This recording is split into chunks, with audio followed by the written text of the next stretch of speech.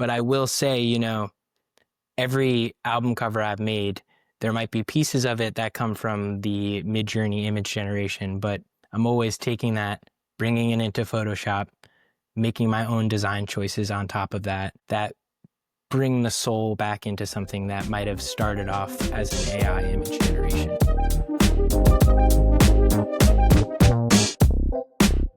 Hi, and welcome to the It's Not the End of the World podcast. I'm here with Luke Alexander, who is our senior animator and motion graphics designer here at, quite frankly, Productions in New York.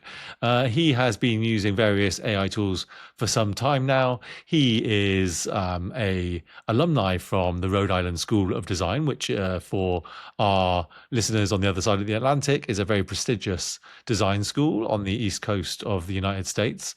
And he is joining us here today. So thanks for joining us, Luke. Yeah, pleasure. Very happy to be here. Can you just explain what your day-to-day workflow is like? What do you do? Yeah, of course. So I'm a motion designer and animator. So that can be pretty wide ranging of the different tasks that I have to do. Um, I guess it can be from the beginning to the end of any animation motion design project. So that involves, storyboarding and sketching out, as well as coming up with concepts for these animation projects, as well as designing and illustrating these, frames that will be in the animation, and then also executing, which is, making these projects come to life through animation or motion design, which is oftentimes done with After Effects, which is an animation program, or, done by hand, like back in the day, cell animation, which I do now on my iPad. So that's like a little bit of a background of animation motion designer, which is my role. So I'd say it's a lot more than just animating things and making little cartoons move. It's really developing a project from beginning to end and everywhere in between. Okay. So I guess, the people listening to this are like, okay, he's probably, if we're talking about AI, he is probably using AI image generation tools. LLMs, on the other hand, I can't really imagine how that might be in your workflow. Can you illuminate me? Is that assumption correct, or are you using the wide range? It's correct that I do use image generation sometimes, but the large language models have been very useful for me as well. Okay. We were talking about briefs, and that's the one thing I definitely lean on ChatGPT to help me with. I'll read it, I'll digest it myself, but I'll also give it to ChatGPT to kind of summarize it. And, if it's a long script about something maybe I'm not familiar with, I can ask it to break down the script into sections and then come up with image ideas for each section. So that's just like a good way to get the ideas flowing at the start, just like immediately, gets me off the ground, gets me somewhere. And, those ideas aren't always amazing. But that's okay too, because I can work with it and, try to get something good out of it. So. Okay, that's interesting. Well, how do you work with it? So you copy and paste the brief in, or you upload a PDF? What do you do? Yeah, either one. I often, if I have a PDF, I'll just drop that right in. If not, if it's an email, I could take a screenshot of the email, drop that in, and just, ask it, can you describe this project to me in like a short summary? And then I'll start breaking it down into section and be like, hey, for section 1, can you give me 20 image ideas that might work for this? If we're thinking of it in like a motion design style, I'll kind of give ChatGPT as much information possible of the project that I'm working on, so it kind of knows the types of ideas that I want from it. Okay, that's interesting. So you read the brief first, and then you put it in, and then you use ChatGPT as another sounding board to ask questions about the brief and make sure you've understood it, or get another pair of eyes on it and get another angle on it. Yep. Yeah, definitely. And then you start asking for more ideas. Yep. I'll ask for more ideas, and try to get honestly as many ideas possible from it. And, with ChatGPT, sometimes the ideas are generic, or they don't really fit the brief, or they're, just not really working, not what I had in my mind. But if I get 50 ideas, there might be one in there that is something maybe I didn't think of, or through my research, online that didn't come up for me, that sparks an idea that I can then take and run with and build it out further. Yeah, that's interesting. There's like a couple of ways there that I relate to as well. I mean, obviously, I'm not doing image generation and coming up with visual ideas so often, but I am working with language a lot, and very often I find myself working on a script and then wondering if there's another way that I could end this script, and then I might ask for, this is my script. I'm working on this last sentence. Can you give me 10 other ways that I could end this sentence? Yep. Are you doing something similar? That's exactly what I'm doing. I think from my experience working with ChatGPT specifically, that's a great way to work at it. Ask for 10 options, 20 options. Maybe there's one in there that you say, hey, now I kind of like this one, but it's not there. Can you give me 10 more that are a variation on that? And, keep working with it and asking for more and more ideas. And then you might find something that sparks the creative idea that you were really looking for. Yeah, that's so crucial, isn't it? It's just give me 10 more, give Yep, me 10 like the third one that you gave.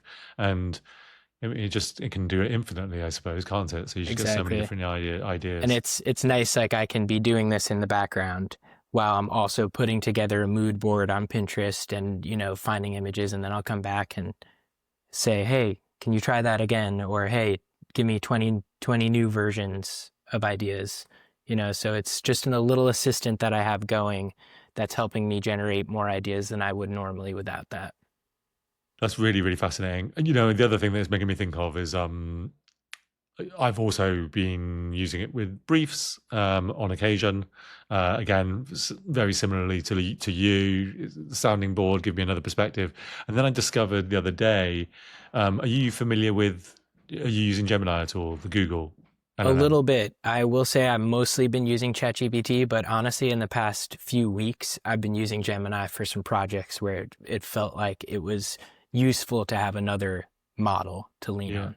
Yeah, so they've got this one tool where you can upload a document and it'll ask you if it wants you to generate an audio overview. Mm, I don't know if you've heard of, I think they've integrated a different piece of software that they built called Notebook LM, if I'm not mistaken. But basically, it creates a podcast wow. of whatever the material is. So it has this kind of enthusiastic, generic male American voice and this equally enthusiastic, generic female American voice. And the male is the host, and the female is sort of the associate presenter. And they take the information and then they start kind of, is very podcast like. So, let's say if Le Creuset is, you've got a brief from Le Creuset and you've put it into Gemini, it digests that brief and then it presents it back to you in like a 5 minute podcast, and it'll open with the guy saying something to the effect of, so it's Le Crusad's 150-year anniversary, and this seems like a really swell time. And then the woman will say something to the effect of, yeah, and can you believe that they are launching a 2 minute animation to celebrate? And it goes on Right. like that. Um, I That's found it, cool. yeah, I found it really effective when I was looking at a recent brief, because I read the brief, as you do, which is obviously one, a visual stimulus, but I'm very much an audio learner. And so I'm able to read it and then go for a walk while listening to the podcast about the same brief, and then come back and then read it again and double check that what I heard in the podcast is accurate. And Right. sure enough, I was picking up different things from the podcast versus the script. And also, being able to walk and just move your body enables different kind of neurons to fire, I suppose. No, I love that. That's definitely something I'd be, interested in trying out for the work that I do. And I could definitely see it being helpful because, for example, some of the projects that I work on are for banks and hedge funds. Some of the language they're using in the briefs are things that I'm not familiar with. So I think having, I read it, I understand it to the best of my knowledge, but having it broken down in like a conversational podcast way could really help me understand it even deeper than just me reading through it. And at the same time, I can listen to it as I'm searching for inspiration images. So that's super cool. I definitely will try that in the future. Yeah, you know, I used to be a teacher, and like so much of like teaching and learning is all about mixing up ways to digest the same information. So having that is just a super useful tool. Yeah, I Okay, love so that. so that's cool. So you're using it's interesting to hear that you're using it as this kind of idea machine. Yep.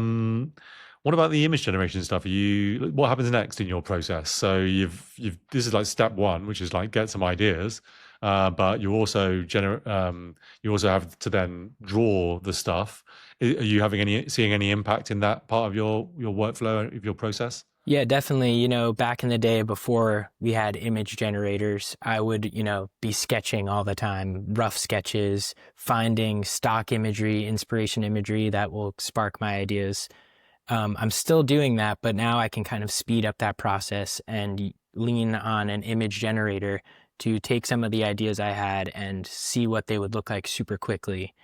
And not only that, but oftentimes with these projects, clients don't know exactly what they want it to look like at the beginning. They might have an idea, they might have a brand identity, but they don't really know how it will come to life in motion. So I can, you know, feed an image generator an idea I have and get it in several different styles, and then I can say, hey, these two would really work well for this brief. And then I can show the client and immediately get feedback on, hey, we love this style. We don't love this one as much. Back in the day, that process would take a lot longer because I'd really have to flush out fully designed final frames in different styles just to get that piece of feedback. So I'm using it for a lot of different ways, whether it's, in replacement of stock images, because before I'd spend hours looking for the perfect reference image. Now I can generate the reference image I have for my sketches.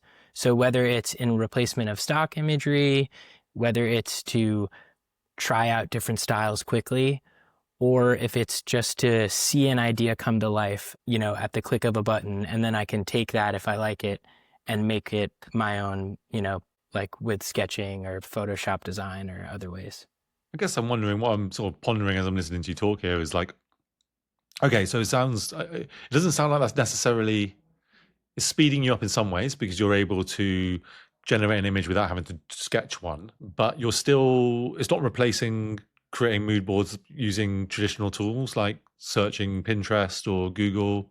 It's not. No, I mean it can be used in addition to that, I would say, but I'd say it's just as useful to have that mood board now as it was before. It you can then use that mood board to talk to ChatGPT to have that write prompts for you for an image generator in that style. So I'd say it's just as useful, if not more useful now, to use Pinterest and mood boards and inspiration boards. So it's like an additional tool, not a replacement. Yeah, it's an additional tool that serves a lot of different purposes for speeding up, little parts of the process that I have. Right. And helping the client see the vision that you've got as well. Exactly. That's big. You want your client to kind of have an understanding of what it's going to look like, and getting to that point quicker is helpful for me because then I can spend more time actually coming up with creative ideas that are aligned with the look that they want. Right.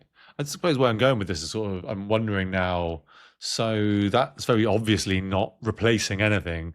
It's speeding you up in some areas, but also not in others, as you're just generating new images and doing that alongside your searching and whatnot. So are you worried about, is there something to be worried about, about your skill set being replaced or, um, Yeah, I mean, I understand the worry. And when I first was introduced to this, AI coming into the creative field, I was worried myself.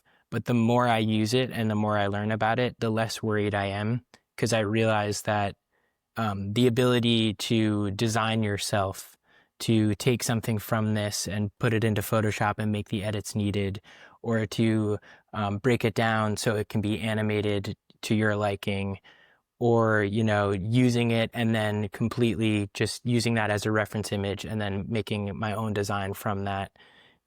Those things are super valuable, and people, I think, will learn how valuable they are now because the AI doesn't give you exactly what you want, no matter how much you try at it. So having these design skills to get what you want from it is, very valuable. So I'm not as worried as I was before I started using it. Yes, and it makes me think a little bit about how I think when the technology first came along, the generative media, whether it be art, drawing, illustration, video, photography, there was this general feeling of both, existential threat that these professions may be felt, but also an opportunity to step into other lines of work. But I think I've been realizing more and more that actually the lanes are still pretty much set. If you do corporate video, you do corporate video. If you do 3D CGI work, you do 3D CGI work. If you do complex visual effects work, you do complex visual effects work. And if you do motion graphics, you do motion graphics. And all of these people are the specialists in those areas. And these tools have come along, and rather than putting these people out of work, these people are the ones that are able to use them, know how to use them, and then know how to fix the mistakes that the AI tools invariably make. So right now, and I don't know how it's going to be in years to come, but right now, rather than putting people out of work, it's just helping these people find new ways to do their jobs. And that's what I'm hearing you say. You're Yep. telling me that you have always been creating illustrations and creating ideas for clients to sign off, and now you're just able to do that more varied, faster with the image generation tools. But then it requires someone with your skill, with your RISD, Rhode Island School of Design, expertise and training, to then go in and tweak those illustrations and make them move in the way that you want them to move. And sure, maybe another tool will come along that can then animate the illustrations that have been created. But when it comes to doing brand work, you need it to be precise. And the only person that can make it precise is someone with the skills to actually create the precise thing Yep. that you need. To execute and to work with it. Yeah, I definitely, I feel that exact way.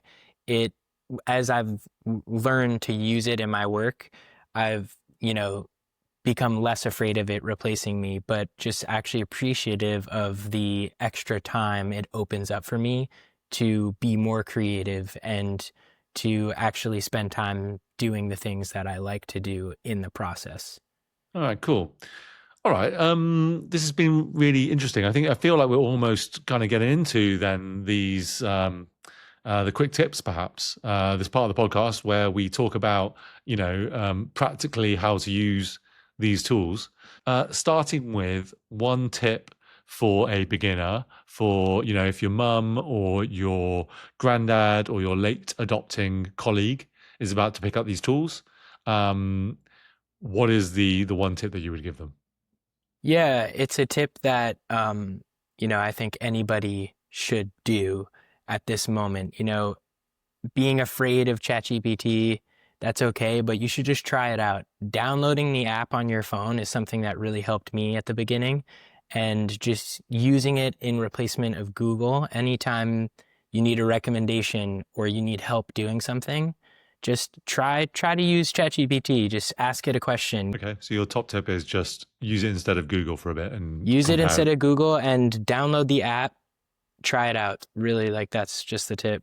Oh, so specifically, you think having it on your phone is useful? Yeah, I think a lot of people are like, how do I use this? Do I have to use the internet? I think just having it on your phone as an app will get people to use it more frequently when they just have these small little things come up in their life where it actually can be the most helpful. Small little things that come up in your life. What do you mean by that? Where is it more useful than just a regular Google search? It can just be faster and more to the point and more helpful than a normal Google search. Um, you know, going to the doctor and you get a thing that you don't understand. Google is kind of confusing. It doesn't really help that much, but I can ask ChatGPT to break it down for me and help me understand it step by step. And that's been like pretty amazing. Right. Okay. Yeah, I can kind of relate to that. So what you're saying is it can be a bit more specific, right? So you go to the doctor, they tell you you've got a worrying mole, and they use some terminology to describe that, and you don't really know what that terminology is. Exactly. Yeah. Ordinarily, you have to, in Google, you have to say, you type in those keywords, and then you have to sift through results to check which ones you think are reputable. Whereas with ChatGPT, you can tell it what your specific scenario is, what your specific situation is, what the word is that you don't understand that you need help with, and it will give you a bespoke answer tailored to you and your situation, which is a lot quicker than going through all the different links. Exactly. It's direct, it's to the point, and the way that it kind of words things is more helpful and instructional than a Google search would be, where you kind of have to put it together yourself. Right. Okay. So your top tip there is basically start using it instead of Google to start getting a sense of when it's more useful than Google. Yeah, and I mean, it seems like such a basic tip, like obviously, but when I'm talking to people, parents, family members, friends who are just like against AI, they don't even want to try it, and they're not really interested to hear it. But I think just downloading the app doesn't do any harm. Try it out once or twice, and you'll see how helpful it can be. That's interesting, isn't it? Yeah, that kind of like the pushback, the kind of like the philosophical resistance is very curious, and it's very hard to explain why something like this sort of nuanced preference to using it over a Google search, for example, it's very difficult to explain why it's so useful because until you use it. Right. And the thing is, it's like for a lot of these people, it's like, well, Google works fine. I've been Googling for the past 10 years. It's worked fine. That makes sense. If you're right, it does work fine and you could still Google, but this is a new thing. Is a new thing like Google that you can use, so just try it Yeah. out. And it's so flexible. All right. What about you? Your own personal superpower, as I've phrased it on the show notes, but you might call it like a hack, something that's specific to you or your job or your everyday life. Yeah, I would say, something that find incredibly useful when using large language models as well as image generators and all of these new AI programs that we're seeing come out is the thing called daisy chaining, which is connecting together multiple programs to get what you have in your vision. So maybe it's, starting in ChatGPT to have it write a prompt and then going to Midjourney to generate that prompt and make it come to life, and then bringing it back into Photoshop to give it the design tweaks necessary, and then bringing that into After Effects to break things down and animate them. It's this connecting of all these different programs that can really elevate the usage of AI. Cool. Okay, and I'll add to that for the more sort of novice users here that might not be daisy chaining with design tools. You could even daisy chain within a ChatGPT or a Google Gemini or Anthropic's Claude within an LLM.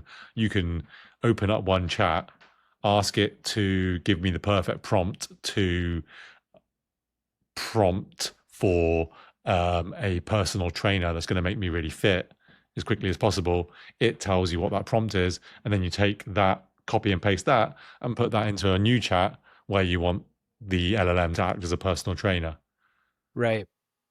Or I'm trying to think of other examples where you could do that. Another good example is like, I don't want ChatGPT to be super sycophantic and tell me that I'm the cleverest guy around. I want it to be more critical of my ideas. So I might ask it, how do I prompt ChatGPT to be less sycophantic and more critical of my ideas and help me think things through?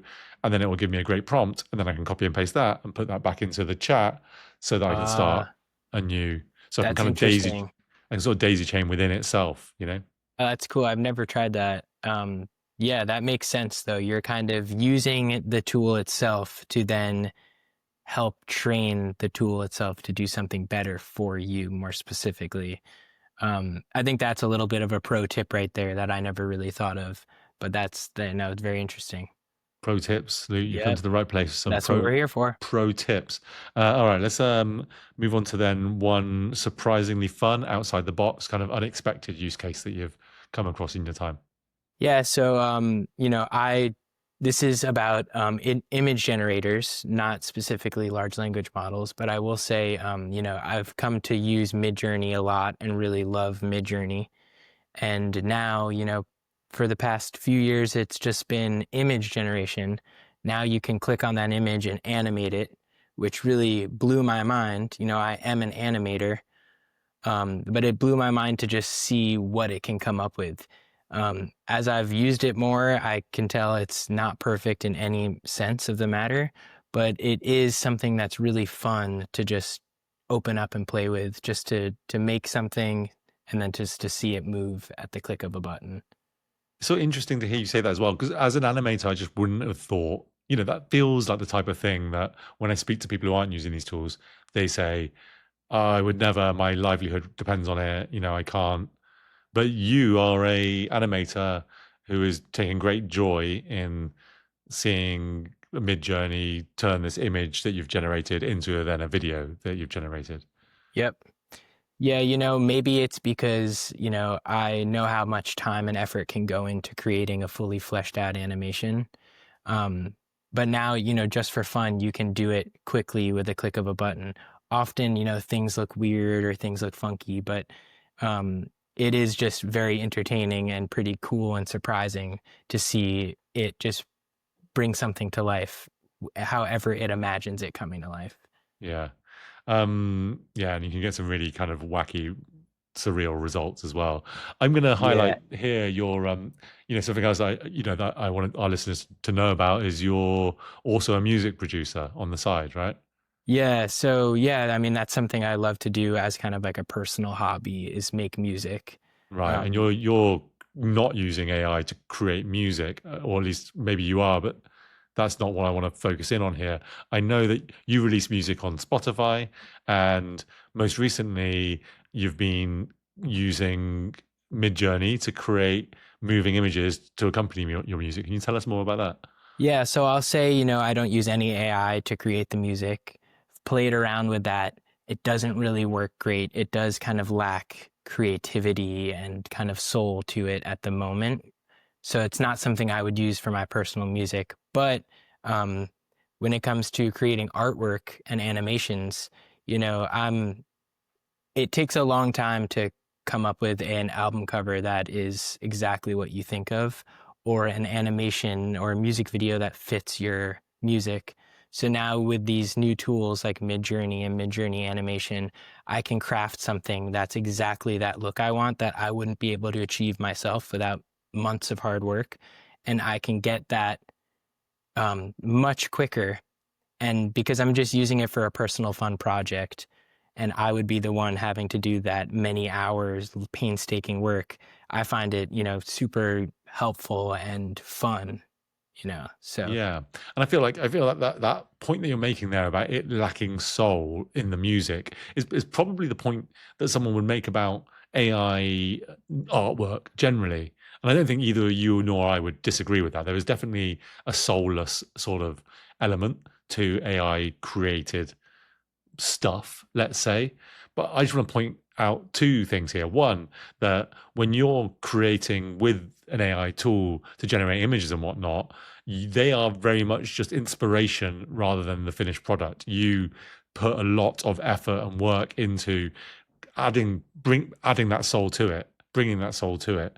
Um, but this other project outside of work, which is on top of your day job, that is not, you don't have time to dedicate a full-time job to because you have a full-time job. exactly. You are able to put your soul into the heart of that process, which is the music itself. But then you're able to create accompanying features, artwork, cover work, moving images that can play alongside the Spotify video while it's playing, and that is something that you just wouldn't have time to do ordinarily, but you can create something really surreal and cool. And I've seen the stuff that you're making, and it's just got this really cool sort of Daft Punk like look, hyper real. Uh, I don't want to say it's not anime, but it's sort of this 80s Yeah, no, inspired. it's definitely inspired by retro animes that are things that I grew up loving.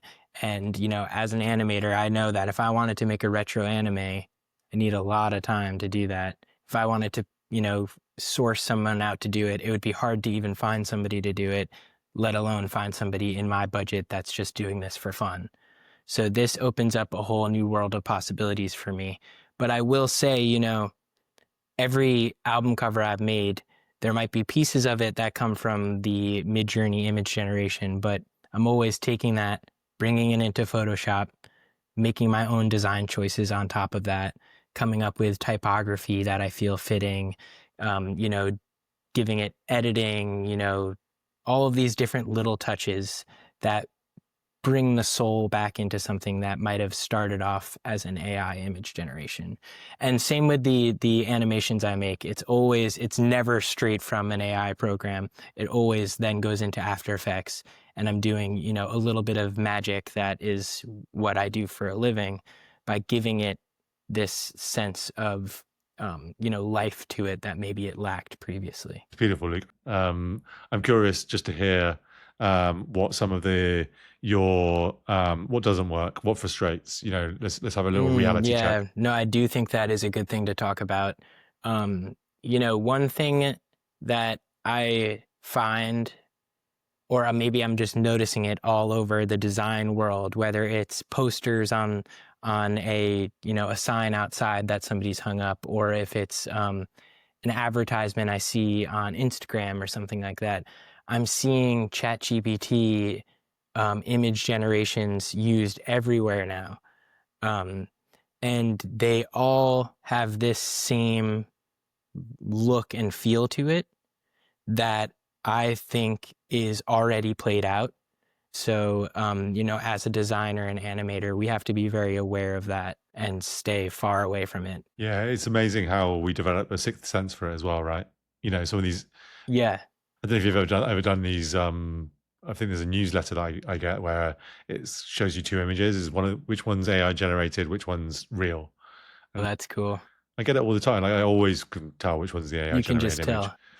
Don't know why. Sometimes it's just they're too perfect, too Yeah. something about it. I've seen It's enough it's a images little now. off, right? It's a little off. And I'd say when it comes to like animation style or illustrated style from ChatGPT, it all feels the same. So that is not, you don't want to feel the same. You don't want to feel like you came from that. Still super useful to use as a tool to help come up with ideas, as we talked about earlier. But I think that's one of the things that, if you're a new designer or a new, animator, illustrator, be careful of using ChatGPT, as your final illustration or designs. I would really recommend against it.